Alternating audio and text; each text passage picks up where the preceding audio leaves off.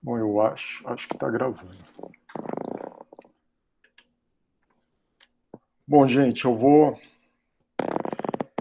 que bom que vocês estão bem. Eu vou iniciar, então. Deixa eu compartilhar aqui a tela com vocês.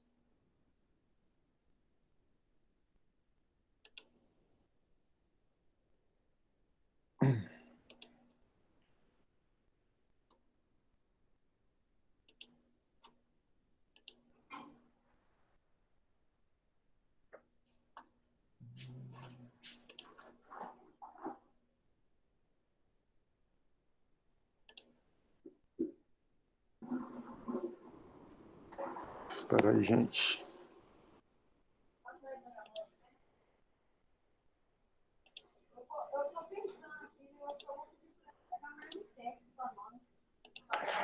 Bom, gente, tá todo mundo vendo a apresentação? Me Sim, ouvindo? Sim, tá. me ouvindo também. Tá bom. Então, aquele mesmo esquema nosso, né? Como eu não estou vendo vocês e nem estou tendo acesso ao chat, qualquer coisa vocês me interrompam oralmente a hora que vocês quiserem, tá? Para tirar dúvidas. Pessoal, a gente tinha terminado então a parte de aves, né? E agora a gente vai iniciar a parte dos mamíferos, né? Que seria o último grupo aí na escala evolutiva. Pessoal, o ideal seria que a gente tivesse 3 aulas, tá? Sobre esse grupo. Porém, na semana que vem, na quinta-feira vai ser feriado, né? Então, a gente vai ter que ver algumas alternativas. Então, na semana que vem não vai ter aula. Então, na outra, eu posso ter algumas possibilidades, né? Ou a gente teria aula na terça e na quinta. Eu não sei a disponibilidade de vocês, né? Mas aí na terça-feira eu poderia deixar uma aula gravada para vocês e dar aula síncrona normalmente na quinta. Ou talvez dar aula síncrona na terça e na quinta, ou caso vocês não tenham muita disponibilidade, ou dependendo aqui da dinâmica, talvez a gente tenha uma única aula na quinta, só que uma aula mais longa, onde eu vou tentar dar uma enxugadinha, mas juntar tudo. E como que está a disponibilidade de vocês? Não na próxima semana, seria na última semana de abril. Na terça-feira, no caso, como que vocês estariam disponíveis nesse horário? Eu acho que a gente não tá tendo aula de manhã. Nem terça, Não, nem na quinta é a sua. E terça acho que a gente não tá tendo aula de manhã, só à tarde. tá. Tá bom, então. Aí a gente vai conversando, eu mando uma mensagem para vocês e aí a gente vê qual caminho a gente vai tomar. Eu comunico vocês. Tudo bem? Pessoal, só um momentinho, deixa eu só ver um negócio aqui já bem rapidinho.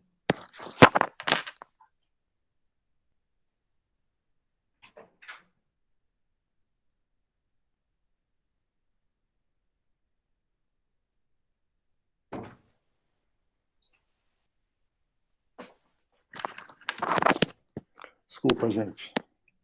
Que a Roberta estava falando bem alto aqui na varandinha, estava perdendo a concentração. Bom, pessoal, então na aula de hoje, né, a gente vai tratar da origem, evolução e características gerais dos mamíferos, né? Então, o que a gente vai ver? A gente vai contextualizar, né, na verdade, esse grupo, nessa classe, né, classe, nome oficial seria a classe mamália, né? Vai contextualizar esse grupo evolutivamente, né? Ver onde ele se encontra ali evolutivamente, como que ele surgiu, né? Como que foi a evolução desse grupo, tá? Isso a gente vai fazer no primeiro momento. E depois a gente vai conversar sobre as principais características do grupo. Então, para a gente saber o que define um mamífero, né? O que é um mamífero. E isso vai envolver, né, as adaptações, né? As inovações evolutivas desse grupo, né? As características compartilhadas entre os mamíferos que o tornam um grupo à parte, né, um grupo separado. Tá? Então, vocês conseguem definir o que seria um mamífero. Tá? E aí, nas próximas aulas, nas duas próximas aulas, a gente vai entrar mais uma parte de especializações, né? Então, a gente vai tratar dos grupos, né? Vendo as principais especializações dentro de cada grupo. Então, muito importante, gente, hoje, na aula de hoje, eu deixei de fora a parte de reprodução, né? Porque a parte de reprodução, na verdade, é o critério, o modo reprodutivo é o critério utilizado para a separação dos principais grupos, subgrupos de mamíferos, né? Então, essa parte a gente vai começar a ver a partir da segunda aula, tá? Por isso que eu tirei, não vai estar aqui em características gerais. Bom, gente, aqui só para ter uma ideia geral, né? Da nossa relação com os mamíferos, né? A gente tem uma relação muito próxima, né? Mesmo porque nós somos mamíferos, né? Então, a gente tem um fascínio muito grande. Deixa eu só ajeitar meu laser aqui. Um fascínio muito grande, né, por algumas espécies, né? Por exemplo, o tigre, né, o leão, que são predadores de topo, né? Então, isso causa todo um fascínio, uma admiração, né? Mexe muito com o imaginário humano. Né? Por outro lado, temos espécies também que são extremamente carismáticas, né? Na verdade, essas espécies que são mais carismáticas para os seres humanos vão ser os mamíferos, né? Vão estar dentro do grupo dos mamíferos, porque a gente assim, é o nosso grupo, né? O grupo que seria que a gente está inserindo. Então a gente acaba criando essa empatia, né? Inconscientemente, né? A gente viu que nas aves a gente também tem uma certa empatia, né? E muitas pessoas, ao contrário, né? Com répteis, com anfíbios, têm uma certa repulsão. Não todos, né? Os biólogos não, mas a população no geral, né? Então a gente tem aqui, né, o panda, né, que se enquadraria naquilo que a gente fala, nossa, que fofinho, né, desperta uma sensação de doçura, né? A gente também tem alguns mamíferos, né, que vão causar repulsa, né? Por exemplo, o rato, porque muitas vezes está associado a doenças, né? Então isso acaba sendo até uma questão evolutiva, né? Foram sendo selecionados os seres humanos que têm repulsa a esse tipo de animal. Que mais a gente tem aqui, né? Aqui no meio eu coloquei um cachorro e um gato, né? Na verdade, porque são animais, alguns dos animais domesticados por nós, né? Então que a gente acaba desenvolvendo uma relação muito íntima, né?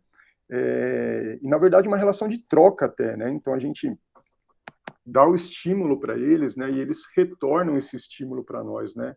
Então a gente acaba tendo talvez um dos momentos que a gente tem um contato mais próximo com a natureza, né? A gente está se relacionando com indivíduos de outra espécie, né? Uma relação muito íntima.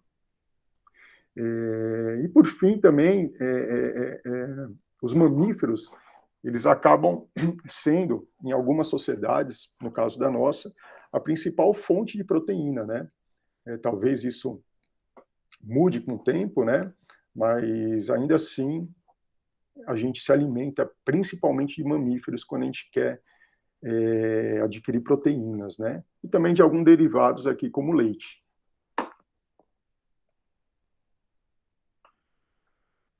Pessoal, falando um pouquinho de diversidade e distribuição, os mamíferos têm cerca de 6.400 espécies, né? Se a gente comparar esse número, por exemplo, com o número de outros vertebrados, né? Por exemplo, peixes têm cerca de 31 mil espécies descritas. Se a gente pegar as aves que a gente viu, que a gente viu junto, né? As aves têm cerca de 12 mil espécies descritas, né? Então a gente teria praticamente metade desse número em mamíferos. Por outro lado, os anfíbios têm também cerca de 6.500, 6.000 espécies descritas. Tá? Então, aí dentro dos vertebrados, os mamíferos e os anfíbios vão ser os grupos com menor número de espécies descritas, tá? Embora, logicamente, esse número esteja aumentando, né? Então, todo ano são descritas novas espécies de mamíferos. É lógico que essa velocidade não é a mesma da que são descritas espécies de peixes, por exemplo, mesmo de anfíbios, né? de répteis e até de aves, né? Então, mamíferos é o grupo que apresenta menos espécies descritas anualmente, mas ainda assim esse número está crescendo. Ainda assim tem espécies a serem descritas, tá? Falando da distribuição, gente, uma coisa importante, né? Esse mapa aqui, ele relaciona, na verdade, tem uma relação da cor, né, com o número de espécies. Então, quanto mais forte a cor, então aquela região teria maior número de espécies, né? Teria uma maior diversidade, né? Então, aqui a gente tem duas escalas aqui, uma escala para o ambiente terrestre, uma escala para o ambiente marinho, né? Então, o ambiente marinho também, quanto mais escuro, maior o número de espécies. Primeira observação, pessoal, é que assim, os mamíferos, eles ocorrem em todos os continentes e virtualmente ocorrem também em todos os habitats. Então, vocês vão encontrar mamíferos terrestres, lógico, obviamente, né, mas também vão encontrar mamíferos aquáticos, mamíferos marinhos, mamíferos vivendo em água doce, vão encontrar esses animais nos polos, em regiões muito, muito frias, vão encontrar esses animais também nos desertos, em regiões muito quentes, vão encontrar esses animais em alto de montanha, em caverna, e mesmo no ambiente aéreo, né, que é um nicho ocupado pelas aves. A gente tem alguns grupos aí, né, representado principalmente pelos morcegos, né, que desenvolveram a capacidade de voo ativo, e a gente também tem algumas espécies que não têm o voo ativo, mas que conseguem fazer alguns voos planados, né, algumas espécies de esquilos voadores, né. Então, eles ocupam, assim, os mais diferentes ambientes, habitats e nichos, tá? E isso, pessoal, tem muito a ver com três coisas principais. Tá? Uma é aquilo que a gente viu para aves, né? A questão da endotermia, né? Quando o animal ele é endotérmico, quando ele não depende de fonte externa para manter sua temperatura corporal relativamente alta, né? Então, no caso dos mamíferos e as aves, eles dependem de uma fonte interna, né? Que seria o metabolismo. Então, eles se alimentam bastante justamente para ter um metabolismo alto, manter uma temperatura alta e manter um nível de atividade muito alta. Tá? Então, essa endotermia os tornam relativamente independentes do ambiente. Né? Se você pegar um anfíbio, um réptil, né, ele é mais dependente do ambiente porque ele necessita de uma fonte de calor externa para manter seu nível de atividade. Então, isso permite, né, que os mamíferos e as aves ocupem um leque bem maior de ambientes. Tá? A segunda questão, mais atrelada aos mamíferos, seria que os mamíferos são são um grupo de vertebrados que tem o maior cérebro, que tem o cérebro mais desenvolvido. E isso, logicamente, vai ajudar bastante na questão adaptativa. Tá? E por último, o que seria por último, gente? Sim, por último, na verdade, são as adaptações, né, específicas que a gente vai falar na segunda parte da aula. Tá?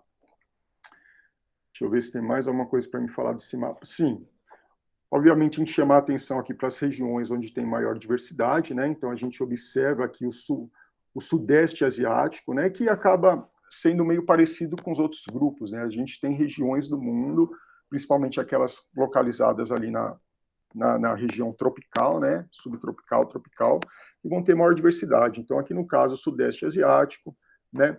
Aqui é a região centro-sul do continente africano, e aqui a nossa casa, né? Então, mais uma vez, lembrando que o Brasil é um país mega diverso, né? Muitas vezes a gente não se dá conta disso, mas que olha como está vermelha essa região aqui, que é justamente a região onde se encontra a floresta amazônica, e a gente também tem aqui a Mata Atlântica, o Cerrado, então a gente tem muitas espécies de mamíferos no Brasil, e, inclusive, o Brasil é o país onde se encontra o maior número de espécies de mamíferos no mundo. Então, a gente ocupa o primeiro lugar. A gente tem cerca aqui de 770 espécies aqui no Brasil. Então, é o país que tem o maior número de espécies de mamíferos descritas.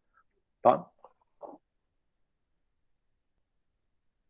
Pessoal, na verdade, eu coloquei esse slide aqui, né? Foi um artigo publicado em 2018, né? Cujo título é Quantas espécies de mamíferos existem? Tá? Então, ele traz esse gráfico aqui. Esse gráfico mostra várias coisas, né? Na verdade, ele está representando aqui, essas colunas representam o número de espécies de mamíferos descritas por década. Lógico que a gente vai ter uma variação aqui nesse gráfico que acaba sendo muito relacionada a fatores humanos, né? Por exemplo, esse grande pico aqui que a gente tem aqui, em torno de 1890, 1900, 1910, ele está relacionado principalmente ao momento em que a ciência se tornou supervalorizada, né? Que foram fundados vários museus de história natural, então isso acaba dando um boom, né, aí no número de espécies descritas. Mas o que eu queria mostrar para vocês aqui nesse gráfico, gente, é duas coisas principais. Essa linha preta aqui é o número de espécies descritas de fato, né? Então, notem que essa linha ela está numa crescente, né? Então, aquilo que eu falei, ainda tem muitas espécies para serem descritas, né? E esse número tende a aumentar, embora não na mesma velocidade que os outros grupos. E a segunda coisa, pessoal, é chamar a atenção para esse pico aqui, final, que está se formando, que tem muito a ver com novas técnicas, né, utilizadas, novas ferramentas utilizadas em taxonomia sistemática, que seria as ferramentas moleculares, né? Então, quando a gente começa a comparar moléculas, né, fica relativamente mais fácil de se separar espécies do que usando a morfologia. A morfologia acaba sendo um trabalho que precisa mais complexo, uma coisa bem mais trabalhosa, né? Então, as moléculas, você pega lá um trecho de DNA de uma espécie, um trecho de DNA de outra, faz a comparação, vê a similaridade, né? Passou de determinado nível, são espécies diferentes. Se a diferença é muito pouca, abaixo de certo nível, se trata da mesma espécie. Então, com essas novas ferramentas, muitas espécies, na verdade, que a gente achava que era uma coisa só, né, ocorrendo em diferentes regiões do globo, quando você faz a comparação molecular, você vê que, de fato, são espécies distintas, tá? Embora o contrário também possa ocorrer, né? Embora, às vezes, a gente tem espécies que a gente acha que é a mesma, e, na verdade, a gente faz comparação e vê que são espécies distintas, tá? Então, esse pico aqui final está relacionado principalmente aí as técnicas moleculares empregadas, então, para sistemática e taxonomia. Pessoal, ainda falando de diversidade de mamíferos, tá? Eu queria chamar a atenção para vocês que os mamíferos é o grupo entre os vertebrados que vai apresentar a maior diversidade de tamanho, forma e habitat, tá? Ou seja, de tipos ecomorfológicos, né? O que eu estou querendo dizer com isso? Vamos pensar nas aves que a gente viu nas aulas passadas. Se vocês pegam, por exemplo, vamos pegar dois extremos, você pega um avestruz e um beija-flor. Você olha para esses animais, eles têm muitas similaridades, né? Você sabe que aquilo é uma ave, né? Então tem, de certa forma, uma morfologia conservada. Isso vale também para os peixes, né? E aí eu junto no mesmo grupo anfíbios e répteis, né? Porque anfíbios e répteis, muitas vezes, para um leigo, né? As pessoas, em geral, acabam se confundindo ali, às vezes se confundem, né? Anfíbio com réptil, enfim. Mas se a gente pega os mamíferos, por exemplo, vamos pegar aqui, aqui a gente pegar um morcego, desse tamanho, pequenininho, né? Pesando 2 gramas, um corpo coberto de pelos, né? Orelhas desenvolvidas, caninos desenvolvidos, né? Os membros anteriores transformados em asas. Você contrastar esse animal com outro mamífero, uma baleia azul pesando cerca de 130 toneladas, o corpo praticamente desprovido de pelos, embora tenha pelos, tá? Mas praticamente sem, né? Um número bem reduzido de pelos. Os membros transformados em nadadeiras, né? Você nem tem aqui os membros posteriores, né? Então você observa que existe uma grande variação, né? Se você inclui aqui também um elefante, por exemplo, com essa probóscide, né? Uma girafa, ou ser humano, então não tem assim uma forma definitiva de mamífero, né? Existe essa grande variedade, tá? E aqui eu tinha colocado, né? Eu já tinha mencionado para vocês, né? Então que o Brasil é o número que tem o maior número de espécies. Então o Brasil apresenta aí cerca de 13% de todas as espécies de mamíferos do planeta, tá bom?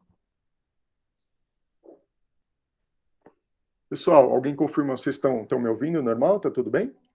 Sim, tranquilo. Gente, vamos entrar agora na parte de evolução, tá? Então, eu usei o mesmo cladograma que o Vinícius usava com vocês, né? Para contextualizar evolutivamente os mamíferos aqui, né? Então, os mamíferos estão aqui, né? O que vocês precisam saber logo de cara, gente? Que os mamíferos, né? Eles são um grupo irmão dos répteis. Então, lembrando, né? Quando eu estou falando répteis aqui, a gente está incluindo as aves, né? Então, Sinápsida, que é a linhagem dos mamíferos, é o grupo irmão dos Saurópsida, que são os répteis, né? E significa o quê? Que eles têm um ancestral em comum aqui, tá? A principal diferença, né, pelo menos a que é usada para a separação, lógico que são usadas várias características, né, mas é que a representativa, né, seria aquilo lá que vocês já viram com Vinícius, né, a questão do crânio, né, dessas aberturas temporais no crânio, né. Então a gente observa aqui que a linhagem dos répteis, né, incluindo as aves aqui, né, eles apresentam um crânio de ápsida, né, então eles apresentam, no geral, um crânio com duas aberturas temporais, né. A gente tem aqui também as tartarugas, né, que acabaram sofrendo uma modificação secundária, e são anápsidas, né, tem um crânio que não tem nenhuma abertura temporal, mas se a gente pegar aqui a linhagem evolutiva dos mamíferos, é uma linhagem sinápsida, ou seja, eles têm apenas uma abertura temporal. Né? Pessoal, estou falando uma aqui, mas é uma de cada lado, né? E aqui é a mesma coisa, duas mais duas de cada lado. Então, no total aqui, 4, né? E no total aqui, 2. Tá? E lembrando que essas aberturas temporais, elas estão relacionadas são passagens, na verdade, de musculatura, né, que vai ligar aqui a mandíbula ao crânio.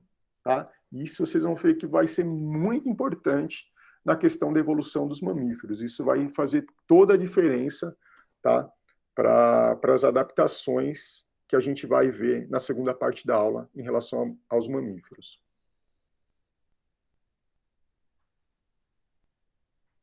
Pessoal, a princípio essa figura parece um pouco incompreensível, né? Um pouco complicada, mas o que está sendo representado nessa figura? A gente tem aqui no eixo Y, né, os períodos ou as eras geológicas, né, começando Paleozoico, Mesozoico, Cenozoico, e aqui no eixo X, a gente tem, na verdade, uma representação de diversidade, em termos de número de espécies, tá? Então, quanto maior a largura aqui de cada grupo, por exemplo, se eu pegar aqui o grupo, grupo dos anfíbios, né? Eles estão representados, hoje a gente tem um número maior de espécies de aves do que de anfíbios, por exemplo, né? Então, a largura está relacionada ao número de espécies. Gente, então vamos falar do sinápsida, né? Então, só para contextualizar aqui, né, dá para vocês perceberem aqui, né, um ancestral amniota, né? Então, a gente tem aqui a linhagem dos anfíbios, aqui, né? Aqui a gente tem a linhagem dos saurópsidas, né, dos répteis, né? Então, a gente tem aqui, ó, as tartarugas, que seriam os menos derivados, né? Aí daqui surgem o Euroreptilia, né? Então, aqui a gente já tem aqui os répteis, né? E aqui as aves aqui se originando, né? Um pouquinho mais para frente, né? E aqui, enfim, a gente tem a linhagem dos sinápsida, que é o que interessa para a gente hoje, tá? Então, nessa figura, no primeiro momento, o que a gente pode observar? Que o sinápsida, né? Que é a linhagem dos mamíferos, ela surgiu há cerca de 300 milhões de anos atrás, lá no Paleozoico, tá? E praticamente no meio, para o final do Carbonífero, tá? E outra coisa que eu queria chamar a atenção para vocês é que a gente vai ter 3 principais ramificações dentro desse grupo, né? Dentro da linhagem sinápsida. A gente vai ter os pelicossauros, no primeiro momento, no segundo momento, os terápsidas, e depois aqui os mamíferos, tá? Então vamos falar um pouquinho de cada grupo, tá, gente? Se a gente olhar aqui o grupo dos pelicossauros, eu já vou ilustrar para vocês como eram esses animais, tá? Mas vocês vão observar, então, novamente, né, foi o grupo original dos sinápsidas ali, né, se originado, então, no Paleozoico. Notem que, no primeiro momento, esse grupo sofre uma grande irradiação aqui, né? Então, aqui, você vai ter uma grande diversidade de pelicossauros, né? Inclusive, nesse período aqui, se a gente pegar aqui a passagem do Carbonífero para o Permiano, pode ver que eles são os animais mais representativos. Os animais que vocês mais vão encontrar no planeta, né? O maior número de espécies. E aí notem que esses animais eles passam pelo Carbonífero, só que no Permiano, de repente, eles sofrem uma redução muito brusca, né? Então, aqui no Permiano, de repente, o número cai abruptamente e sobra um grupo remanescente, né, que são os terápsidos, que evoluem a partir dos pelicossauros, né, e que vão formar o próximo, vão substituir os pelicossauros, né, vão ser o próximo grupo que vai ser dominante aqui, ó, no ambiente terrestre. Note que enquanto os terápsidos estavam no Triássico, era novamente o grupo com maior número de espécies, né. Só para ilustrar a questão dos pelicossauros, tá, gente? Eles eram animais bem peculiares, porque a grande maioria tinha essa vela aqui, dorsal, né? O que seria essa vela? Na verdade, é uma película de pele suportada por arcos neurais, né? Arcos saindo, espinhos, desculpa, arco não, espinhos saindo das vértebras neurais aqui, né? Então, vão suportar essa grande vela. Então, a grande maioria tinha. Então, quando você observa um animal com essa vela, você já sabe que se trata de um pelicossauro, né? Qual que seria a função dessa vela? Na verdade, não se sabe direito, né? Mas alguns pesquisadores dizem que, nesse caso aqui, se elas de fato apresentassem coloração, elas poderiam ter alguma função, por exemplo, na corte, ou alguma função outra de comunicação interespecífica, ou mesmo interespecífica, né? De você alertar um predador, né? Que né, ou inibir algum predador, né? E também tem pesquisadores que dizem que, na verdade, essa estrutura aqui seria uma estrutura usada para o aquecimento do corpo, né? Lembrando que, nesse ponto aqui da história evolutiva, os sinápsidos ainda não eram endotérmicos, tá? Eles ainda eram ectotérmicos. Então, essa estrutura aqui poderia ser usada, por exemplo, se o animal se expunha ao sol, ela seria toda vascularizada, o sol ia esquentar o sangue ia levar esse calor, distribuir pelo corpo, tá? Uma coisa muito importante, gente, eu tenho certeza que vocês já ouviram falar do termo répteis semelhantes a mamíferos, que seriam justamente os répteis que deram origem aos mamíferos, né? Esse termo, gente, ele é errado, tá? Não é legal vocês usarem esse termo, porque, na verdade, nesse ponto da história evolutiva, esses animais não eram répteis, e também não eram mamíferos. Então, são coisas diferentes. Então, quando a gente fala répteis semelhantes a mamíferos, a gente está querendo dizer que eles eram répteis e está enfocando os mamíferos. Tá? Então, não usem esse termo, tá bom? Inclusive, tem alguns livros que trazem esse termo. Vamos voltar lá para a nossa figura, então, gente. A gente acabou de ver os pelicossauros. A gente viu que, a partir dos pelicossauros, surgiu uma linhagem. Quando eles foram extintos, sobrou uma linhagem, que é a linhagem dos terápsidos, tá?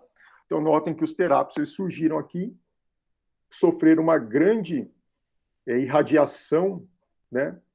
Aqui no final do Permiano, mas notem que aqui eles sofrem uma redução no número. E isso, gente, tem a ver com um período de uma extinção de massa que ocorreu justamente na passagem do Permiano para o Triássico.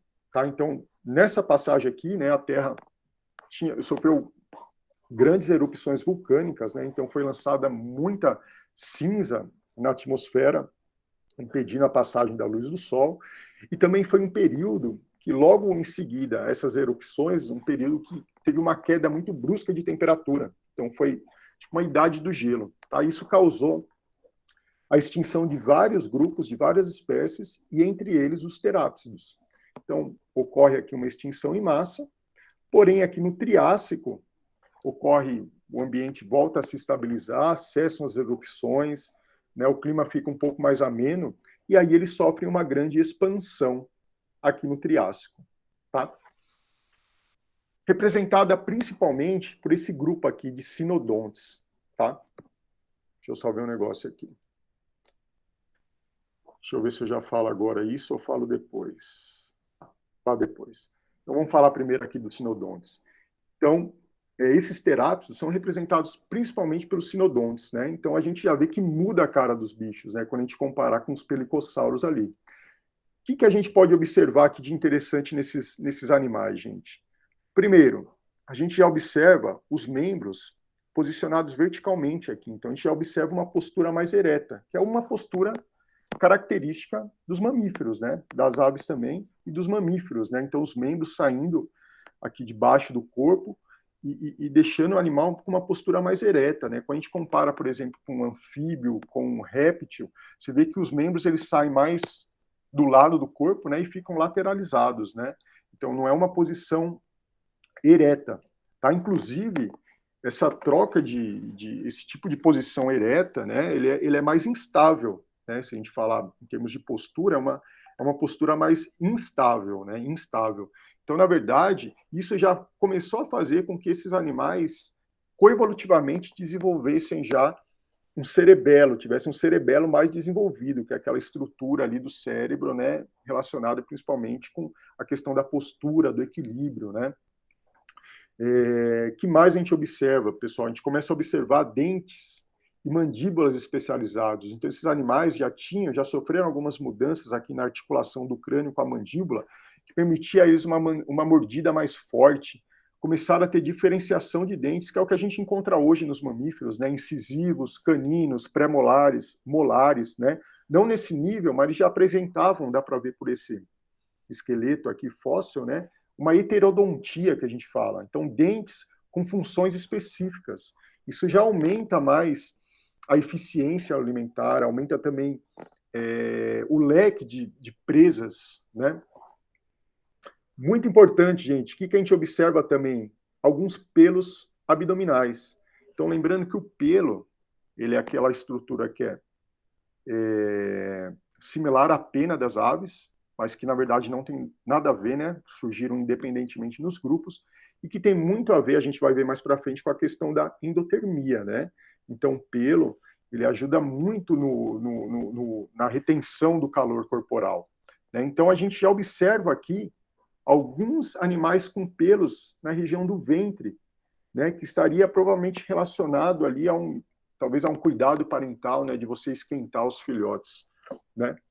E a gente observa também outra característica interessante que a gente vai ver em detalhe mais para frente, que são as conchas nasais. Então, são estruturas no nariz, ossos modificados, que diminuem a perda de calor para o ambiente, tá? Calor e água. E também o desenvolvimento de um palato secundário, eu não vou entrar em detalhe porque a gente vai falar daqui a pouco sobre isso, mas que seria a divisão, né? É uma estrutura aqui no céu da boca, que divide a via respiratória da via digestiva. Então, o animal, por exemplo, ele consegue comer e respirar ao mesmo tempo, o que não acontece com os répteis, tá? Então, são todas adaptações que a gente observa nesse grupo que já sugerem um estilo de vida mais ativo, baseado em metabolismo endotérmico. Isso já indica, então, que esses animais, muito provavelmente, já eram endotérmicos.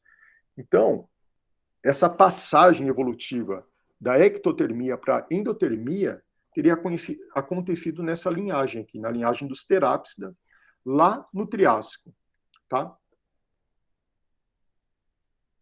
Voltando para a nossa figura, gente, uma observação bem interessante é que, quando a gente tem a passagem do Triássico para o Jurássico, o número de terápsidas diminui drasticamente, novamente, e só sobra uma linhagem aqui, que seria exatamente a linhagem dos mamíferos, né, os mamíferos primitivos.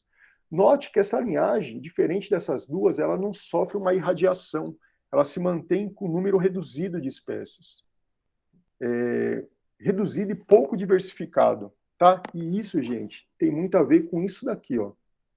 Lembra que eu falei que isso aqui são os répteis? Então, justamente o período do Jurássico, do Cretáceo, foi justamente a era dos dinossauros, né? Então, um período que a gente tinha grandes répteis na face da Terra e dominando completamente o planeta. Muitos desses, inclusive, predadores de mamíferos, né? Então, ocupando praticamente todos os nichos. Então, isso não permitiu uma irradiação dos mamíferos aqui, mas eles se mantiveram aqui firmes, né? Firmes e pequenos, né? Então, nesse primeiro momento, esses primeiros mamíferos, pessoal, em função da coexistência com os dinossauros, eram mamíferos muito pequenininhos, muitos do tamanho de um musaranho, bem pequenininhos. Por exemplo, o maior mamífero que tinha nessa época, ele não era maior que um gato, né? Então, muito pequenos, insetívoros e noturnos, tá? Noturnos. Por que noturno, gente? Porque se você pensar, os dinossauros, pelo menos teoricamente o que se considera até hoje, os dinossauros eram ectotérmicos, né? Então eles tinham que manter uma atividade diurna, porque eles dependiam de fonte de calor externo, né? À noite, a temperatura cai. Só que os mamíferos já eram endotérmicos, então os mamíferos conseguiam se manter à noite, né? Justamente o período que os répteis estavam com atividade reduzida. Então, justamente por causa disso, os mamíferos desenvolveram hábitos noturnos. E até hoje, né, não é nosso caso, né, os primatas têm hábitos diurnos, mas a grande maioria dos mamíferos são noturnos ainda, né? Então, essa linhagem dos mamíferos, de fato, teriam surgido, então, a partir dos terápsidos, há 200 milhões de anos atrás, tá?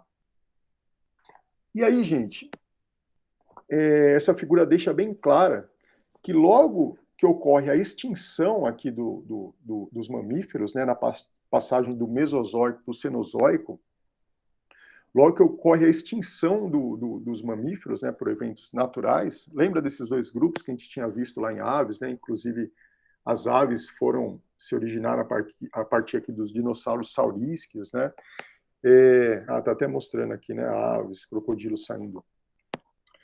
Logo que eles se extinguem, os mamíferos irradiam, aumentam muito em número, em diversidade. Por quê, gente? Justamente porque a extinção dos dinossauros deixou um mundo de nichos e habitats para serem ocupados, para serem colonizados. E por que os mamíferos aumentaram em número?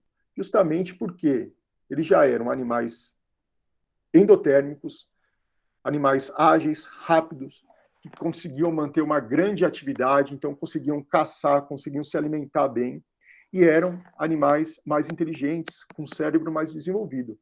Então, essa grande radiação dos mamíferos que a gente está observando até hoje, na verdade, né? Porque a gente não tem tanta espécie, porque justamente a gente tem uma história mais recente, né? Mas a gente observa que essa grande radiação após a extinção dos mamíferos, isso há cerca de 65 milhões de anos atrás. Pessoal, eu coloquei essas figuras aqui só para mostrar que essa irradiação, né, até chegar no ponto que a gente se encontra hoje, né, dos mamíferos atuais, existiam vários outros mamíferos, né, que já foram extintos, né? Por exemplo, a gente teve essa megafauna do Pleistoceno, né, que tinha, por exemplo, peguei aqui a América do Sul, mas a preguiça gigante, né? Esse tatu gigante também, né? Que são animais que foram extintos, tá? Mas a gente teve uma megafauna, né? Antes de se estabelecerem os mamíferos que a gente tem hoje em dia, né? Então essa figura aqui traz vários mamíferos que já foram extintos, né?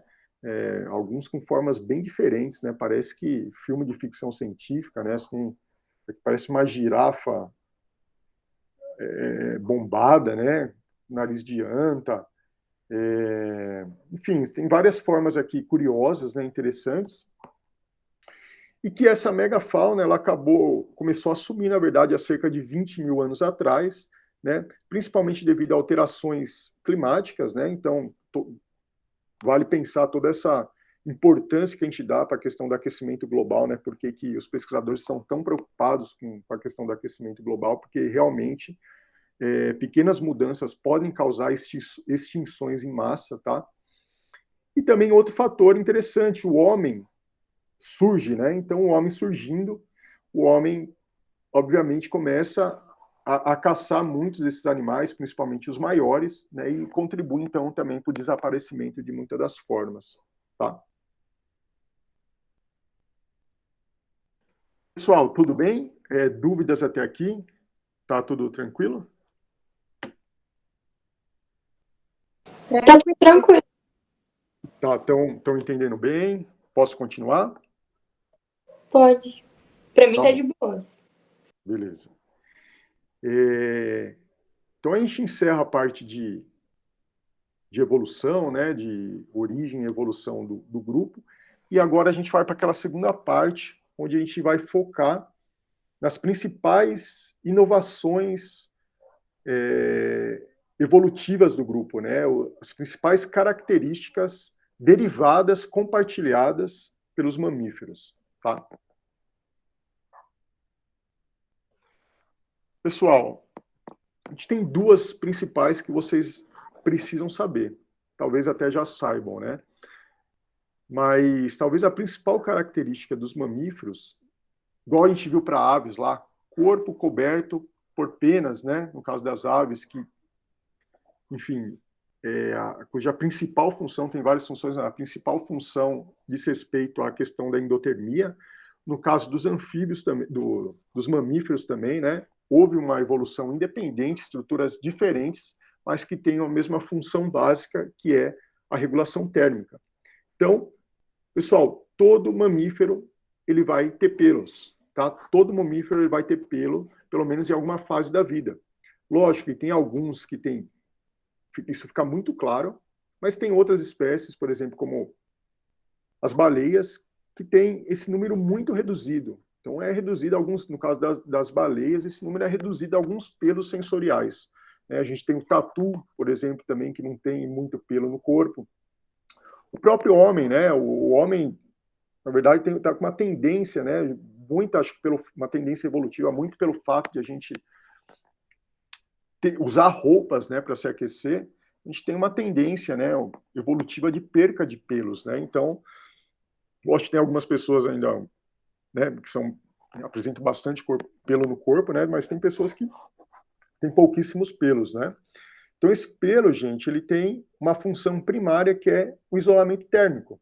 Né? Então, botei um urso polar aqui, né, que vive numa região muito fria, e aí ele vai ter uma grande densidade de pelos na pele, justamente para diminuir uma perda de calor para o ambiente. Como que funciona, gente? Na verdade, os pelos, eles conseguem manter entre eles uma camada de ar. Essa camada de ar, ela vai, uma camada de ar isolante, né, que vai, de certa forma, isolar o corpo do ambiente, e aí diminui a perda de calor para o ambiente. O princípio é o mesmo, quando você se cobre com cobertor, né? Você mantém uma camada de ar ali aquecida que está isolando do ambiente externo, né? Por isso você fica aquecido. E por isso também que a gente arrepia, né? Quando a gente está com frio, os pelos ficam arrepiados, né? Porque tem um músculo associado com o pelo que faz com que ele fique ereto, e aí ele ficando ereto, pelo arrepiado, ele prende uma camada mais grossa de ar, né? De ar isolante. Então você consegue aquecer um pouco mais seu corpo, tá bom? Lógico que isso também está associado a questões emocionais, né? Às vezes você se emociona, também isso pode estimular os pelos a ficarem eretos, a arrepiarem, tá? Só que os pelos, gente, eles acabam, igual as penas, desempenhando várias outras funções também. A função principal é a endotermia, tá? Lembrando que no caso dos mamíferos, ele já surgiu talvez com essa principal função de endotermia. E nas aves, a gente viu que não, né? Ela adquiriu essa função de regulação térmica mais para frente, o caso das penas, né? Mas, enfim, os pelos, eles podem ter várias outras funções, né? Por exemplo, a questão da camuflagem, né? Então, muitos predadores vão apresentar uma... Às vezes a gente olha para um tigre e não entende essa coloração dele com listras, né?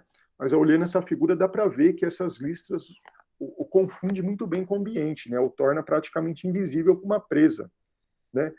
E essa mesma coloração funciona também para as presas que querem se esconder, né? Por exemplo, a zebra apresenta esse tipo de coloração, os filhotes de veados também apresentam, né, esse tipo de coloração. Quando o animal está correndo em determinado fundo, por exemplo, fica difícil, um grupo grande de zebras correndo, fica difícil talvez não, fica difícil para o predador identificar um indivíduo ali acaba sendo uma coisa só ali, as coisas se misturam, ele não consegue identificar um indivíduo para predar, tá? Então tem essa função de camuflagem, mesmo aqui no urso polar, né? O urso polar ele é branco justamente para se camuflar no ambiente que ele vive, né? Em outros casos, porém, essa coloração é ao contrário, vai ser uma coloração compíscua, justamente para mostrar para alguém que esses caras estão ali. É o caso do cangambá, né, que libera aquela substância, aquele cheiro horrível, né, por glândulas que ele apresenta aqui na região anal. Então, ele justamente quer se mostrar para um predador saber relacionar, né, relacionar que aquela coloração tem a ver com aquele cheiro e evitar predar esse animal. Tá? Então, é usado também para comunicação visual. Né? O gato aqui, por exemplo, vocês já viram que o gato, quando ele está brigando contra o gato, ele eriça os pelos da costa, o cachorro também, né? Isso justamente mostra que ele tenta parecer maior com isso, né? Tenta achar que é maior e inibir o competidor, enfim, né? Então tem a função de comunicação visual, ajuda na flutuabilidade de alguns mamíferos aquáticos. Olha que interessante, a gente acabou de ver que a baleia, que é um mamífero aquático, praticamente não tem pelo, mas tem outros mamíferos aquáticos que vão ter pelos, muito pelo no corpo, né, que é o caso aqui dessa lontra, e que aí justamente essa camada de ar que fica entre os pelos vai ajudar na flutuabilidade do animal, vai diminuir a densidade dele e permite que ele flutue, né? Você já viram a lontra, ela tende a comer, né? Ela fica de costas deitada na água, usa alguma pedra, alguma coisa rígida para quebrar a casca dos crustáceos dos quais ela se alimenta, né? Então ajuda nessa flutuabilidade também. Tem a questão sensorial, né? Isso fica muito claro nos grandes carnívoros, por exemplo, né? E por que não na gente mesmo, né? Quando você passa aqui a mão nos seus pelos, você sente, né? Então eles têm essa função sensorial também. Nesse caso específico dos ratos, por exemplo, do tigre, do gato, né? A gente chama essas estruturas de vibríceas, tá? Que tem pelos com funções sensoriais, eles vão ser maiores, vão estar localizados principalmente na região do focinho. E também tem modificações de pelos, por exemplo, aqui, o porco-espinho, né? Ele tem os pelos modificados, queratinizados, se tornam estruturas duras, pontiagudas, né? Que ajudam na defesa do animal. Então, a primeira característica, pelo, gente, e a segunda característica que está junto com o pelo ali, é a característica que dá nome ao grupo, né? Que são as glândulas mamárias, né? Então, mama significa seio, né? E a gente, o grupo dos mamíferos, né? Mamíferos, né? Então, tem, na verdade, a estrutura que dá nome ao grupo. É uma estrutura também que é exclusiva de mamíferos, só mamíferos têm, e desempenha uma função muito importante, que é a lactação, né, que é a amamentação dos filhotes, né, todo esse cuidado pós-parental, que evolutivamente, né, adaptativamente, ajuda muito no sucesso desse grupo, né, porque é todo um cuidado parental, né, o filhote nasce, você provém ele com uma fonte riquíssima de proteína, de gordura, de energia, né, mesmo de anticorpos, né, então isso permite um sucesso evolutivo significativo, né. Gente, eu coloquei aqui só para a gente identificar algumas estruturas, mas aqui está o seio de uma mulher, né? A gente observa aqui as glândulas mamárias, né? Então, as glândulas mamárias estão aqui. O que é o seio, na verdade? O seio é esse depósito de gordura acumulado em torno das glândulas mamárias, né? Principalmente na mulher, né? O homem praticamente não tem, né? Ele vai ter mais uma musculatura em volta dessas glândulas. E aqui na ponta, a gente vai ter o mamilo, né? O mamilo, então, justamente é por onde o filhote vai conseguir sugar o leite. Interessante, pessoal, que todos os mamíferos têm glândulas mamárias, mas nem todos têm mamilos. Tá? Por exemplo, se a gente pegar o grupo dos monotremados, que a gente vai ver mais para frente, que é o grupo do ornitorrinco, da ecdna, eles não têm mamilos, eles têm glândulas mamárias, essas glândulas liberam leite na pele da mãe e os filhotinhos ficam lambendo. Tá? Então, não são todos que têm mamilo, embora a grande maioria tenha. Tá? Eu coloquei essa foto aqui, gente, uma questão interessante. As glândulas mamárias, elas existem nos machos também e são potencialmente ativas. Então, a gente tem registros, por exemplo, de homens que, sob determinadas condições, produzem leite. Mais recentemente, foi descrita uma espécie, descrita não, já era uma espécie conhecida, mas se descobriu que um morcego, o macho, também secretava leite. Tá? Agora, a grande questão é, por que os machos mantêm as glândulas mamárias se eles não têm lactação? Eu falei agora em alguns casos, mas no geral não se tem lactação. Né? Inclusive o homem com glândula mamária, né, os homens, eles têm câncer de mama também. Né? Então, porque se vocês pensarem evolutivamente falando, não sei, talvez pela história evolutiva, mas assim, se o homem também pudesse amamentar, né, seria uma vantagem evolutiva, se os machos de mamíferos também pudessem amamentar, né? E aí, pessoal, ainda falando de glândulas mamárias, né, a questão evolutiva aqui, né, de como teria surgido as glândulas mamárias. Então, na verdade, existem algumas teorias, né, que dizem, por exemplo, que as fêmeas teriam glândulas na região ventral que liberavam substâncias com odor, né, justamente para os filhotes reconhecerem a mãe e ficarem próximos dela, né? E isso mais para frente assim, teria se dado origem às glândulas mamárias, né? Tem outra teoria que diz, na verdade, que as fêmeas teriam glândulas que produziam uma substância antibacteriana, né? Que essa substância ficaria ali no ninho, então, entre os ovos. Eu estou falando ovos mesmo porque a gente vai ver mais para frente que os primeiros mamíferos, eles eram ovíparos e não vivíparos, tá? Então, a condição ancestral é de oviparidade, então eles colocavam ovos no começo, embora amamentassem depois, mas aí essa substância antibacteriana ia impedir o desenvolvimento de bactérias nos ovos. Então, se a gente começa a pensar evolutivamente, né, qualquer modificação que fizesse que essas secreções ficassem um pouco nutritivas, elas seriam selecionadas e mantidas, né? E iriam evoluir para uma produção de uma substância nutritiva, no caso, o leite. Inclusive, até hoje, né, todo o leite materno, ele contém substâncias antibacterianas, né? Então, existem algumas teorias ali. Pessoal, vantagens evolutivas da amamentação, comentei com você já, mas são, assim, claras, né? Por exemplo, botei duas questões assim para a gente pensar. Independência reprodutiva sazonal. Né? Isso significa o quê? Se a gente vamos pensar nas aves, né? Vou comparar com as aves, foi o grupo que a gente viu junto, né? As aves, a gente viu que elas têm um período reprodutivo, né? Então, geralmente, elas costumam. Os ovos eclodem geralmente na primavera, verão, que vai ser o período que vai ter melhores condições para o desenvolvimento do filhote em termos de alimento, né?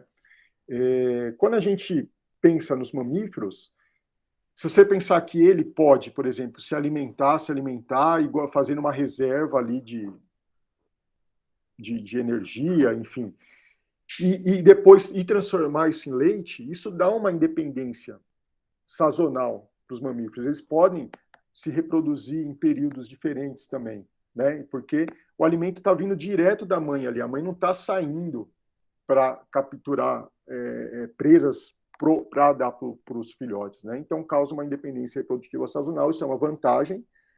E outra vantagem é que a viviparidade é um processo muito desgastante em termos energéticos, né? Você manter outro indivíduo dentro do seu corpo, né? É muito desgastante para a fêmea. Então, a partir do momento que você tem esse cuidado, né, parental, depois que o filhote nasce, né, de prover para ele uma substância nutritiva com água, proteína, gordura, isso pode fazer com que a viviparidade seja mais curta e o embrião e o filhote, na verdade, complete o desenvolvimento fora do útero. Né? Isso também é outra vantagem. Tá? E uma coisa bem interessante aqui, gente, que botei essas expressões faciais aqui, talvez vocês não tenham se dado conta, mas os mamíferos são os únicos que conseguem ter expressões faciais, né? E isso está relacionado com os músculos faciais que também só estão presentes nos mamíferos. Então, você vê, às vezes, cavalo, cachorro, outros primatas com expressões corporais, né? E por que que os mamíferos desenvolveram, então, expressões, músculos faciais, na verdade, né, as bochechas aqui? Justamente pela questão da amamentação, né, e os lábios também. Porque o desenvolvimento do lábio, das bochechas e de outros músculos faciais está associado justamente ao filhote conseguir encaixar a boca no mamilo e sugar o leite ali da mãe, tá? Pode ver, inclusive, se você olhar para um ornitorrinco, ele tem um bico, né, na verdade, não tem um lábio assim, né, modificou ali. Mas, tá, então essa questão das expressões tem a ver com a amamentação, na verdade, tá atrelado evolutivamente falando. E aí, gente, eu falei das glândulas, dei um enfoque total às glândulas mamárias, mas vocês saberem também que a presença de glândulas na pele, né, é característica de mamífero. Então, a gente tem várias outras glândulas, né? Tem glândulas sudoríparas, odoríferas, né? Sebáceas, tá? Então, os mamíferos têm outras glândulas também com outras funções. Falar rapidamente de algumas delas, por exemplo, as glândulas sudoríparas, elas estão associadas principalmente à termorregulação, né? Então, quando você está com calor, por exemplo, esse cara aqui que acabou de fazer uma atividade física, aumentou seu metabolismo, né? Aumentou a temperatura corporal, ele precisa diminuir a temperatura para a temperatura normal do corpo dele. Então ele soa, né? Então ele libera, as glândulas sudoríparas liberam uma substância aquosa na pele, e essa substância, quando ela evapora, ela leva calor com ela, e ele consegue diminuir a temperatura do corpo para aquela temperatura que ele quer manter constante, né? Agora, é muito interessante que a gente enfoca muito as glândulas sudoríparas, porque o homem termorregula muito através do suor, mas é, é, isso não é, como é que se fala, não é muito comum entre os mamíferos. Na verdade, os primatas, no geral, regulam, conseguem fazer essa regulação, termorregulação pelo suor, o cavalo também consegue, mas a maioria dos mamíferos não termorregulam pelo suor. Tá? O suor ele acaba tendo outras funções. As glândulas sudoríparas vão estar associadas principalmente com regiões do corpo que não tem pelo, por exemplo, sola do pé, palma dos membros anteriores ou na cauda, e elas vão ajudar, na verdade, esse líquido vai ajudar na adesão ou na percepção tátil, quando se pega algum objeto ou algum alimento, tá? Então, na verdade, elas função de termorregulação para a gente e alguns animais, mas para a grande maioria ela não tem essa função de termorregulação. Aí, por exemplo, o cachorro aqui, que é um animal bem próximo da gente, ele termorregula pela língua, na verdade, né? Ele diminui a temperatura corporal dele, liberando calor pela boca, evaporando a água da boca da língua, tá? A gente tem as glândulas sebáceas, né? Deixa eu voltar aqui, deixa eu achar uma glândula. Ó, glândula sebácea está aqui, note que ela sempre vai estar associada a um pelo, tá? Então, a função da glândula sebácea é justamente lubrificar os pelos, né? Deixar os pelos brilhantes, viscosos e lubrificar, de certa forma, impermeabilizar a pele também, tá? E isso vai permitir com que o pelo e a pele desenvolvam suas funções melhor, tá? Então ela libera o que a gente chama de sebo, né? A gente fala que a pele está oleosa, né? Aquele substância gordurosa, o sebo, produto, secreção das glândulas sebáceas, tá? E por fim a gente tem as glândulas odoríferas, né? Que é usada principalmente para comunicação química, né? Então muitos mamíferos, né? Quando eles chegam na época reprodutiva, eles liberam substâncias através dessas glândulas para atrair o sexo oposto, né? Então, um exemplo clássico aqui, né, quando às vezes você tem uma cadelinha em casa que não está castrada, ela entra no cio, aí todos os machos da vizinhança vão para o seu portão, né? Como? Porque eles sentem um cheiro, né, da secreção liberada por essas glândulas, né? E então é usada para comunicação, né, entre membros da mesma espécie. Pode ser usado também como comunicação, na verdade, com membros de outra espécie, né? Pode ser utilizado para marcar território, por exemplo, o próprio cachorro, ele tem glândulas odoríferas, né, na região ali do pênis, da base da cauda, o lobo da base da cauda, quando ele libera a urina, ela também vai com esse odor ali, com essa substância para justamente marcar território, tá? De novo, o cangambá, ele usa a secreção de glândulas odoríferas justamente para liberar uma substância extremamente desagradável, né, que ele acaba usando para inibir predadores, né? E aí, trazendo de novo para a gente, é muito interessante que o homem, ele também, lógico, é um mamífero, ele tem as glândulas odoríferas. Agora, é muito interessante que o homem, no geral, ele não gosta do próprio cheiro, né, o ser humano. Então, se vocês pegarem, no caso do homem, né, essas glândulas, elas estão associadas, no caso do ser humano, estão associadas principalmente com o ciclo reprodutivo. Então, elas vão ter uma atividade maior, começam a ter uma atividade maior na puberdade, né? Então, na puberdade que elas começam a ficar ativas e a liberar esses odores, né? E que teriam funções, na verdade, reprodutivas, né? E você sinalizar ou atrair o sexo oposto. Porém, como eu falei, o ser humano geralmente ele não gosta desses odores e a indústria, que eu botei um desodorante porque, né, uma parte da indústria de cosméticos pegou isso daí, tirou uma grande vantagem, né? Começou a produzir perfume, desodorante, que é um jeito que o ser humano usa para disfarçar, né, o cheiro do próprio corpo, tá? Lembrando também que, né, essas substâncias dessas glândulas podem ser liberadas também em condições de estresse ou excitação, né? Excitação tem a ver aqui com o ciclo reprodutivo, né, com a reprodução. E estresse, às vezes, já ouviram falar, né, que tem alguns cachorros que atacam quando você está com medo, né? Porque, na verdade, você libera uma substância de estresse ali, e o cachorro sente que você está vulnerável e ataca. Tá? Faz sentido isso. Pessoal, tudo bem até aqui? Estão ouvindo? Sim.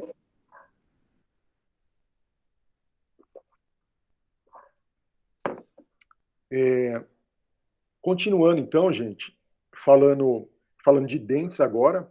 Lembra que eu falei um pouquinho lá no começo da questão da heterodontia, né?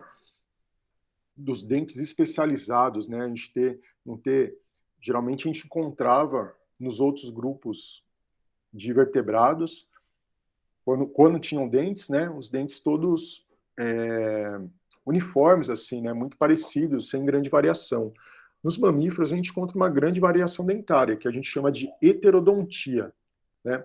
Então, vocês observam, por exemplo, o mamífero, no geral, ele vai ter os dentes incisivos, né, que vão ser usados principalmente para cortar, né? A gente vai ter os dentes carnívoros, que são usados principalmente para perfurar, então vão ser bem desenvolvidos nos carnívoros, né, que matam suas presas através desses dentes. E a gente vai ter os pré-molares e os molares, né, que aí a função ela vai variar dependendo do modo de vida da espécie, né? Então, no carnívoro, eles são muito usados para cortar a carne, né? No herbívoro, esses pré-molares e molares vão ser mais achatados e vão ser usados mais para triturar o alimento, né? Ele até morde meio de lado, assim, eles vão ser bem largos, né? Isso a gente vai ver melhor nas próximas aulas, tá? A questão dessas especializações alimentares. E então isso, gente, como eu falei, permite uma especialização alimentar grande e abre o leque, aumenta a eficiência alimentar e abre o leque de número de presas. Tá? Então isso evolutivamente foi muito importante para o sucesso evolutivo desse grupo. Segunda característica que vocês sabem é a questão da difeodontia. Se a gente considerar todos os grupos que vocês viram até agora, pode ver que eles trocam os dentes continuamente. Então, um dente caiu, cresce outro, dente caiu, cresce outro. No caso de nós, mamíferos, né, a gente tem o tal que a gente chama de dente de leite, né? Então, a gente só tem dois grupos de dentes. A gente tem esse primeiro, a dentição de leite, ela é perdida e substituída por uma dentição permanente, que não cresce mais. Ou seja, se você perdeu o dente, você perdeu. Não tem... Ainda bem que a gente tem dentista hoje em dia, né? Interessante vocês saberem o quê? Que a difeodontia, ela funciona somente para os incisivos, caninos e pré-molares, tá? No caso dos molares, eles não são trocados, tá? Eles permanecem, são permanentes, e lá, quando vocês, né, quando o pessoal tá chegando ali na adolescência, nos 15, 16 anos, ou às vezes até mais, aparecem os dentes, outros molares, que a gente chama de dente do siso, né? Eles aparecem, eles surgem posteriormente, na verdade. Então, eles não são trocados, mas ao longo do desenvolvimento, na fase adulta, vão surgir outros dentes. Isso vale para todos os mamíferos, tá? E aí, gente, pensando nisso, uma coisa interessante é vocês entenderem que os mamíferos são os únicos que mastigam o alimento e engolem pedaços desse alimento mastigado, pedaços de bolo de alimento, né? Se vocês olharem, todos os outros grupos, eles se alimentam da presa inteira, ou eles arrancam pedaços e engolem esses pedaços inteiros, né? Ou usam dentes somente para matar a presa. Então, os mamíferos são os únicos que mastigam e engolem esse pedaço, bolos alimentares menores, né? E isso também a gente pensa de novo na bochecha, que ela ajuda a manter esse alimento, né, centralizado entre os dentes.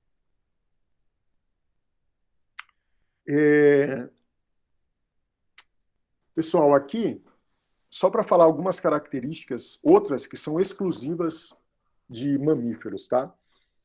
A primeira delas, eu botei aqui na ordem, mas aí botei aqui, por isso que eu botei os números aqui depois. Mas, primeira, o ouvido médio dos mamíferos, ele tem 3 ossos, né? Tem o martelo, a bigorna e o estribo. O único grupo de vertebrados que tem 3 ossos no ouvido médio são os mamíferos, tá? Todos os outros vão ter 1 ou 2.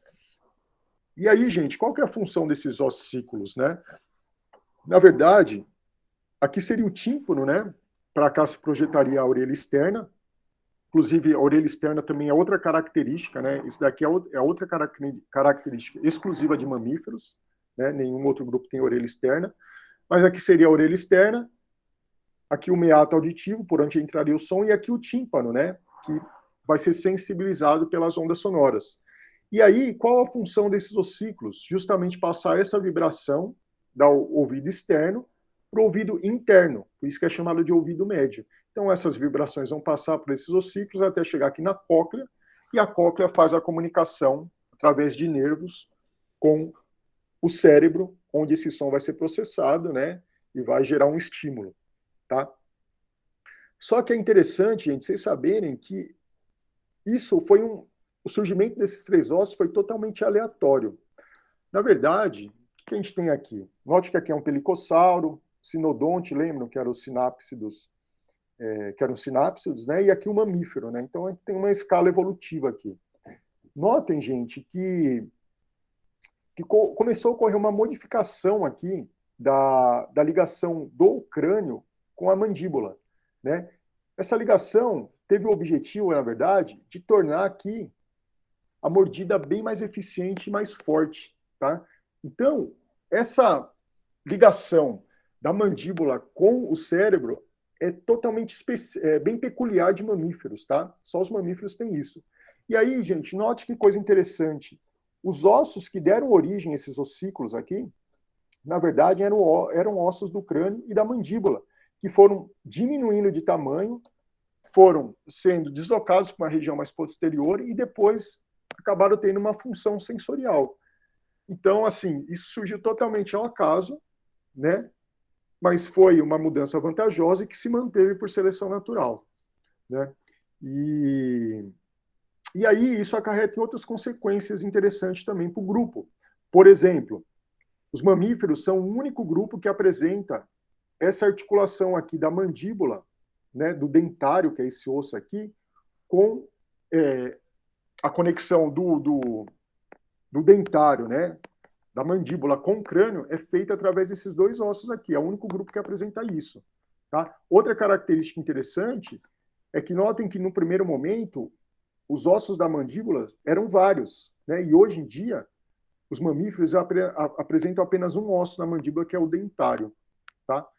Pessoal, essas características aqui, ósseas, tá, foram fundamentais para o estudo da história evolutiva desse grupo, tá? Porque são características que podem ser observadas nos fósseis, né? Então, não é à toa que o registro fóssil dos mamíferos é um dos mais bem documentados entre os vertebrados, a história evolutiva que a gente mais conhece, né? Porque se a gente começar a pensar nas outras características que eu falei que eram mais importantes, mais diagnósticas hoje, por exemplo, presença de pelo e glândulas mamárias, isso você nunca vai poder observar nos fósseis, certo? Então são essas estruturas que foram muito importantes, né? Os ossículos, para se acompanhar o desenvolvimento, a história evolutiva do grupo. Paciência, tá, gente? Já está quase terminando. Segura a atenção aí, tá? Outras características, gente. Vamos lá, falar aqui do pálato secundário primeiro, que a gente tinha comentado lá naquele slide do sinodonte, que já se observava esse pálato secundário, né? O pálato secundário,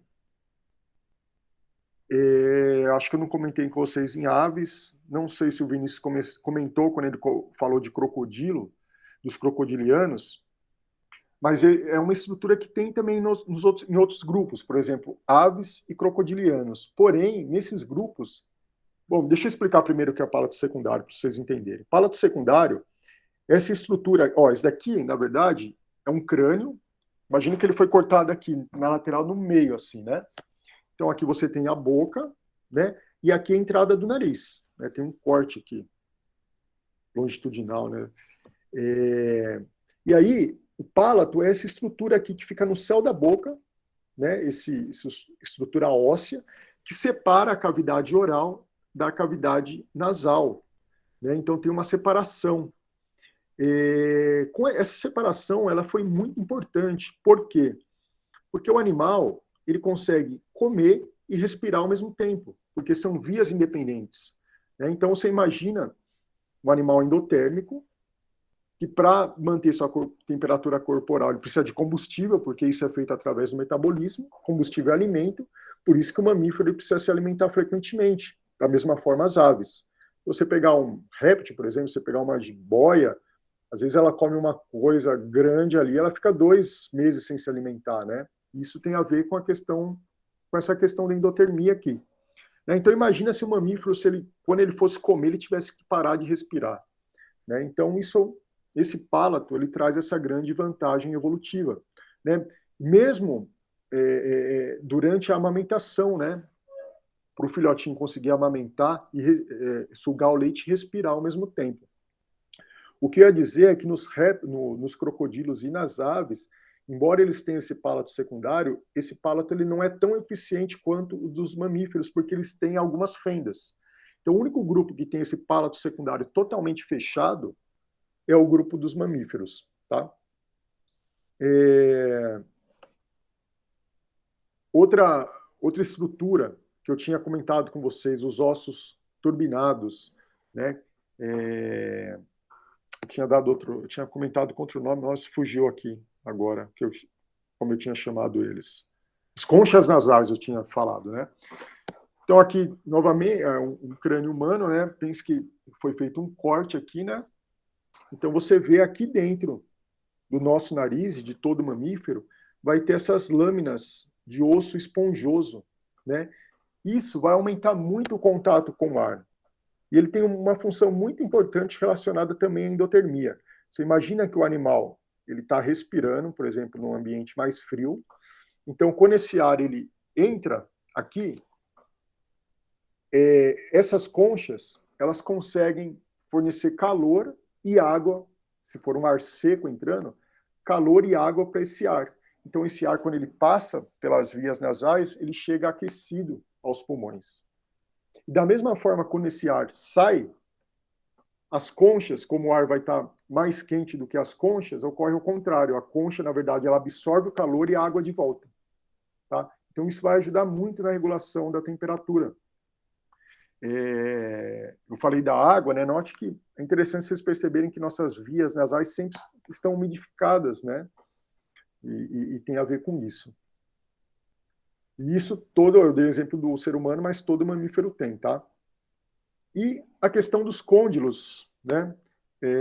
Os mamíferos vão ter 2 côndilos occipitais, né? Que são estruturas que fazem a ligação do crânio com as vértebras, né? Se a gente olhar os répteis, incluindo as aves aí, eles vão ter apenas um.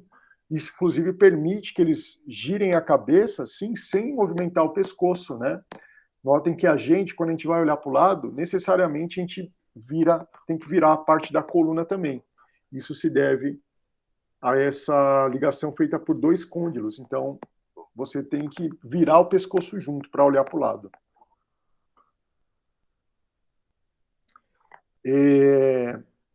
Córneos e chifres, né? Mas só tem uma diferença entre os dois, né? Então, a gente tem vários mamíferos que apresentam o que a gente geralmente chama de chifre, né? Mas tem uma diferença técnica aqui entre esses dois grupos. O que seria os córneos, né? Botei aqui para representar melhor, né? Seria, você vê que tem uma estrutura óssea aqui dentro. Essa estrutura óssea está envolvida por uma camada vascular da derme, né? São estruturas do tegumento, né? Inclusive, gente, notem que a maioria das especializações dos mamíferos tem a ver com tegumento, né? Com a pele. Então, pelo e a questão das glândulas, tá? Então, vai ter aqui uma camada vascular que vai nutrir esse osso aqui. Por fora, você vai ter uma camada germinativa, que é esse azulzinho clarinho, que vai ter células germinativas que vão crescer e dar origem a essa estrutura, que seria, de fato, o que a gente vê como corno, né, que é essa estrutura eterna, uma estrutura totalmente queratinizada e dura, né? No caso dos chifres, que está exemplificado aqui nesse cervo, o chifre ele não tem essa estrutura, ele é uma estrutura completamente óssea, então ele só teria isso daqui dentro, tá? E aí a gente tem várias outras diferenças. Por exemplo, os córneos, eles nunca são trocados, eles não são ramificados, embora eles possam ser bastante recurvados, mas eles não são ramificados. Os cornos ocorrem tanto nos machos como nas fêmeas, né? E são estruturas que principalmente vão ocorrer na família bovida, né? Que inclui os carneiros e as vacas. O chifre, gente, como eu falei, é formado somente de osso, tá?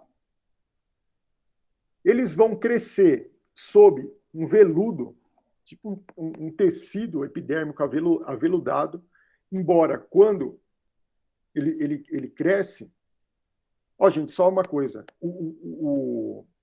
só para não confundir aqui, o corno, ele cresce continuadamente, né? Então, o filhotinho ele nasce lá com um corno menor e aí ele vai crescendo, de forma que os indivíduos mais velhos sempre vão ter cornos maiores, tá? No caso do chifre, né, ele não cresce continuamente, ele para de crescer mesmo porque ele é trocado. Então ele cresce aqui, aí quando chega, ele vai crescer na verdade na estação reprodutiva, né, vai ser utilizado talvez para o combate entre machos por fêmeas, e no final da estação reprodutiva ele cai completamente, ele vai ser trocado. Então aí no próximo ano vai nascer um novo par de chifres, tá? Eles são ramificados, então se você vê estruturas ramificadas, você já sabe que vai ser chifre e não corno. Ele vai ocorrer somente nos machos, porque tem muito a ver com a reprodução. Aí ele vai ocorrer principalmente nos cervos e nos veados, tá? Eu falei desse veludinho aqui, que ele cresce sob essa camada de veludo. Assim que ele amadurece, né, que ele atinge seu tamanho normal, aí ele perde essa pelinha aqui. Então, geralmente, você vê aqueles alces, né, passando, raspando o chifre em alguma árvore, por exemplo, é justamente para tirar esse tecido aqui que tinha inicialmente. Outros anexos tegumentários, tá, que existem nos mamíferos, mas, por exemplo, que seriam as garras, as unhas e os cascos, que nada mais são do que acúmulos de queratina, né, que protegem a falange, tá? Falange terminal dos dígitos. Então, o dígito ele tem várias falanges, você vai proteger a última aqui, né? Então, garras, né? A gente observa principalmente nos felinos, né? Que eles utilizam muito para defesa ou mesmo para predação. É interessante que, que dá para ver aqui a falange, né? Então, ele está associado à última falange aqui. E ele pode ser retrátil também, né? Então, o felino ele pode recolher as garras, ao contrário das unhas, por exemplo, dos primatas, né? Aqui seria a mão de um chimpanzé, e notem que aqui ele tem a unha também com essa função de proteger essa última falange, tá? Se a gente observar nos ungulados, né, os ungulados vão apresentar o casco, né? Então você nota que o casco aqui, ó, tem aqui as falanges, né? E o casco formado aqui protegendo essa falange.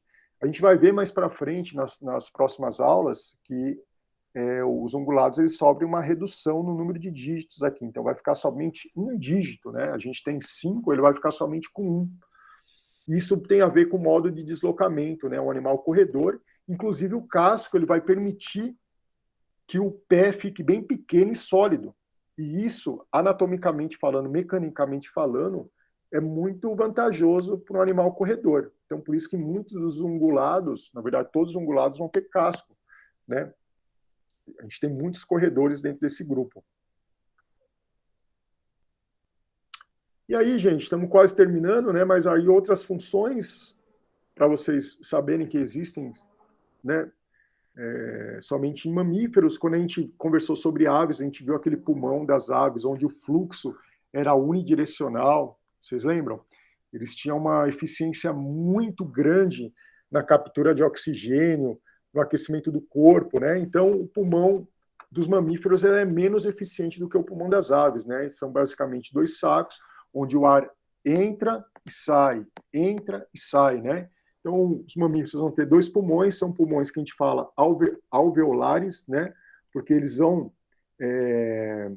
se ramificando, aqui os bronquíolos vão se ramificando até chegar nessas estruturas que estariam na ponta dos bronquíolos, né? Então, teriam vários alvéolos, que seriam um saquinho desse daqui.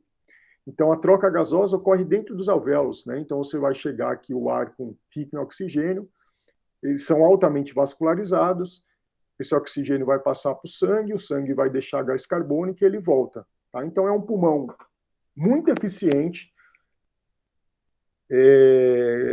comparado aos répteis, né, aos anfíbios, justamente porque os mamíferos são endotérmicos, então eles precisam de bastante oxigênio, um sistema bem eficiente de respiração, porque é o oxigênio que vai reagir com o alimento lá na célula para a produção de energia.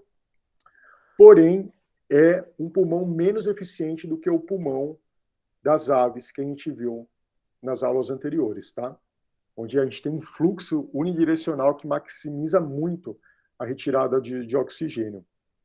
E outra estrutura que somente os mamíferos têm relacionadas ao pulmão é um músculo embaixo dos pulmões que a gente chama de diafragma, tá? Então, quando esse músculo contrai, né, ele contrai aqui, ele vai pressionar os pulmões e o pulmão vai diminuir o tamanho e o ar vai ser expirado, né? E quando esse diafragma relaxa, o pulmão volta na posição normal e aí, por pressão negativa, esse ar entra dentro do pulmão, né? Então, ele vai ajudar na inspiração e na expiração.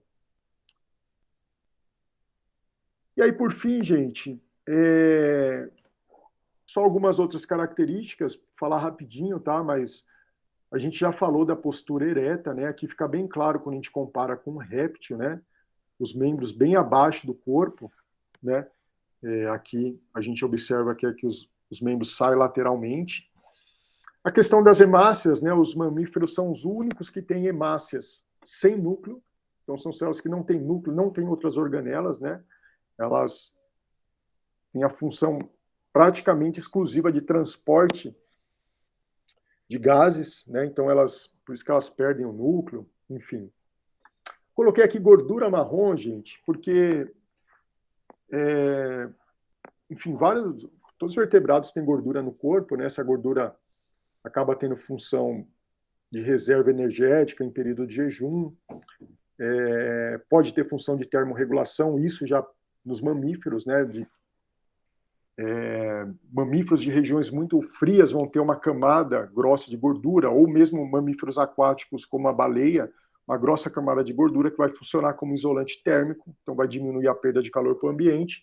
Mas os mamíferos têm uma gordura marrom, chamada de gordura marrom, que é uma gordura que ela consegue... Lembra que eu falei para vocês que o nosso calor ele é produzido metabolicamente, né? Então, muitas vezes, da apelação dos músculos, né? Os músculos processando alimentos se libera calor. A gordura marrom é uma gordura que existe no corpo dos mamíferos que consegue produzir 10 vezes mais calor do que o músculo. Tá? Então, é uma característica exclusiva de mamíferos. Deixa eu ver se tem mais. Tem mais, gente. Eu acho que é o último slide esse. Sei que vocês devem estar cansados aí, mas vocês já sabem que é o último. Por fim, gente, sistema nervoso. Então, eu já mencionei para vocês que os mamíferos são um grupo, né, que tem aí o cérebro mais desenvolvido entre os vertebrados. Então, eles vão ter uma memória melhor, maior capacidade de aprendizado, coordenação, né? Enfim, vamos imaginar que um mamífero ele achou uma fonte de alimento, ele consegue memorizar o caminho dessa fonte até essa fonte o caminho da toca até essa fonte, então ele consegue ir e voltar. Ou ele consegue aprender alguns comportamentos, por exemplo, ele vai ser predado e ele faz algum comportamento que funciona, dá certo, então na próxima vez ele lembra que aquele comportamento deu certo, ou ele faz um que deu meio errado, ele já não tenta mais, tá? Então isso ajuda muito na questão adaptativa, um sistema nervoso mais desenvolvido. Em relação ao sentido, gente, uma coisa bem interessante. Os mamíferos, na verdade, a gente acha, né, que a visão dos mamíferos ela é muito boa, mas na verdade quando não é, a gente fala isso porque nós somos primatas e os primatas de fato entre os vertebrados, entre os mamíferos são os que têm uma visão mais privilegiada, inclusive enxergando cores, né? Mas a grande maioria dos mamíferos não tem uma visão muito boa. O que eles vão ter de melhor? Olfato e audição, tá? E isso tem lógica, gente. Se a gente pensar lá na história evolutiva do grupo, quando esse grupo convivia com os dinossauros, os primeiros mamíferos, né, lembram que eles adquiriram hábitos noturnos. E à noite a visão não tem muita utilidade. Né? Então, por isso que houve um desenvolvimento do olfato e audição, que são os sentidos mais apurados nos mamíferos. Né? E aí, se a gente pensar, e aí, se a gente considerar, por exemplo, os primatas, que ali surgiram depois, já com hábitos diurnos, né? E arborícolas, a visão seria um sentido mais útil. Tá? Então, por isso que os primatas eles têm, inclusive, o olfato e a audição não tão aguçados quanto os outros mamíferos, mas têm uma visão melhor. Tá? No caso dos mamíferos, não sei se vocês lembram disso, mas a gente tem dois tipos de células relacionadas à visão. A gente tem os bastonetes e os cones. Então, os bastonetes são as células que estão relacionadas principalmente a uma visão em baixa quantidade de luz, então uma visão noturna, e os cones estão relacionados a uma visão acurada, né, uma visão colorida, né, a qualidade mais de formação de imagem.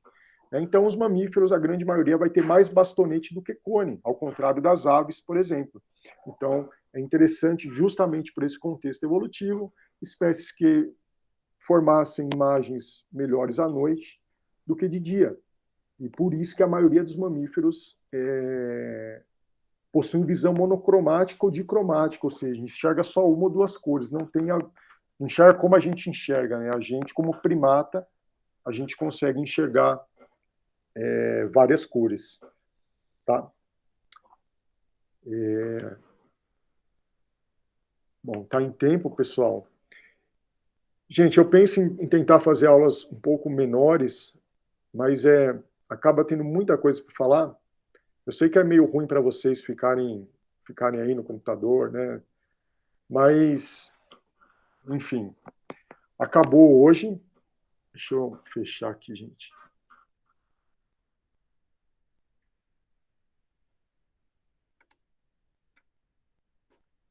Deixa eu voltar aqui na... Pessoal, dúvidas? Deu para entender? Tá tranquilo? Deu sim, tá tranquilo. Tá, tem dúvida, gente? Estão com alguma dúvida? Da minha parte, não. Tá, Bruna. Deixa eu ver aqui no bate-papo, que eu deixei ele fechado. Deixa eu abrir de novo, então.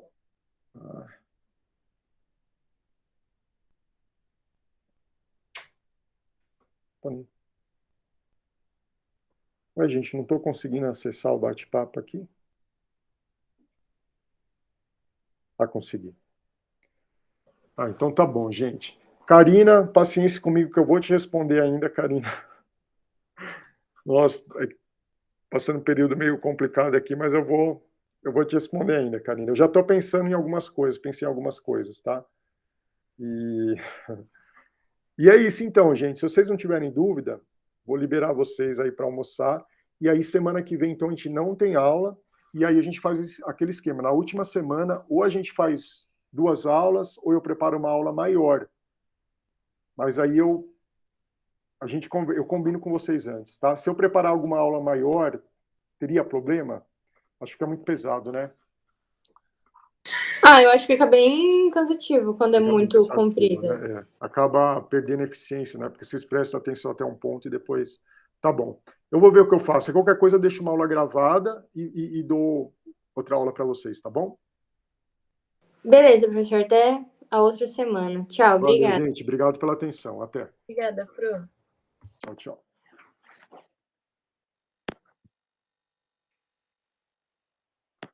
E aí, filho?